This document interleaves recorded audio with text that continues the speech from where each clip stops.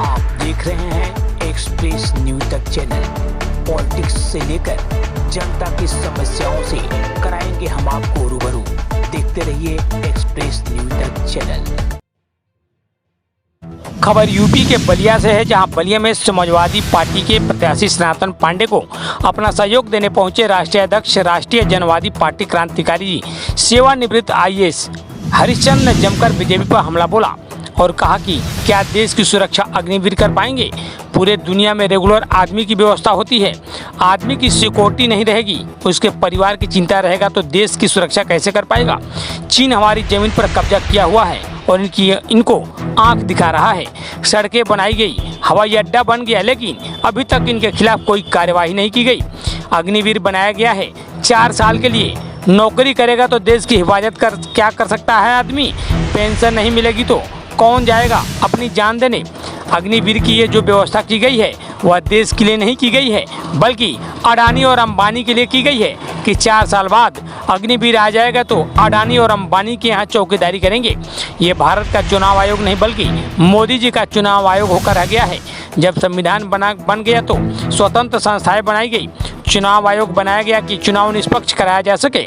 आइए आपको सुनाते हैं क्या कहते हैं हरिश्चंद्र, सेवानिवृत्त आईएएस राष्ट्रीय अध्यक्ष राष्ट्रीय जनवादी पार्टी। अभी आपने देखा होगा यानी देश की सुरक्षा ये अग्निवीर कर पाएंगे। पूरे दुनिया में रेगुलर आदमी की व्यवस्था होती है कि रेगुलर है वो, जब आदमी को सिक्योरिटी नहीं रहेगी, उसके परिवार के बारे में चिंतित रहेगा तो देश की सीमा की सुरक्षा कर पाएगा।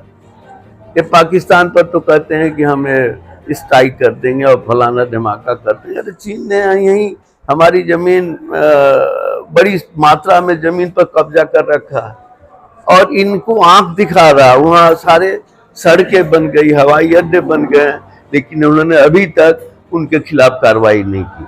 अग्निवीर बनाया। आप बताइए 4 साल के लिए जो नौकरी करेगा आदमी तो देश की हिफाजत कर सकता है। वो अपने परिवार की, उसकी सुरक्षा की, उसके परिवार के बारे में चिंतित रहेगा। पेंशन नहीं मिलेगी, कौन जाके लड़ाई अपनी जान गंवाने जाएगा।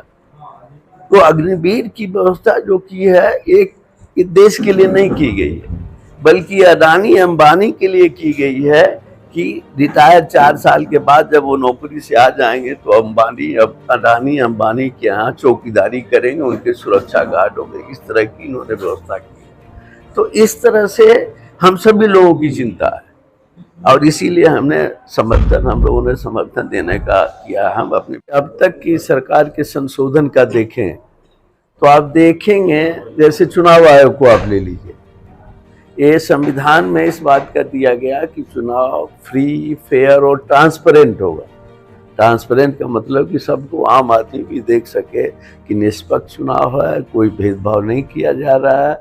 और किस तरह से सुप्रीम कोर्ट का फैसला था कि जब इलेक्शन कमिश्नर का अपॉइंटमेंट होगा तो उसमें प्रधानमंत्री के अलावा, लीडर ऑफ अपोजिशन के अलावा चीफ जस्टिस भी होगा। ये सरकार, मौजूदा सरकार जो है वो संविधान की जो व्याख्या करने वाली सर्वोच्च न्यायालय है उसको भी नहीं मानती। अब मोदी जी ने आनन फानन में वो संविधान के जो सुप्रीम कोर्ट का फैसला था उसको निरस्त करते हुए आनन फानन में ये चुनाव आयोग, मेरा मानना है कि ये भारत का चुनाव आयोग नहीं है, बल्कि ये मोदी जी का चुनाव आयोग होके रह गया है। जो ब्यूरोक्रेट्स होते हैं, आप सभी लोग जानते हैं कि वो प्रधानमंत्री के मातहत होते हैं। जब संविधान बनाया गया तो स्वतंत्र संस्थाएं बनाई गई थी, चुनाव आयोग बनाया गया था, कंट्रोलर, ऑडिटर जनरल की व्यवस्था की कि लेखा जोखा कर सके, चुनाव निष्पक्ष करा सके। तो एक तो चुनाव आयोग को बताया। हम जिस सर्विस से आए हैं, संविधान में व्यवस्था की है कि यूनियन पब्लिक सर्विस कमीशन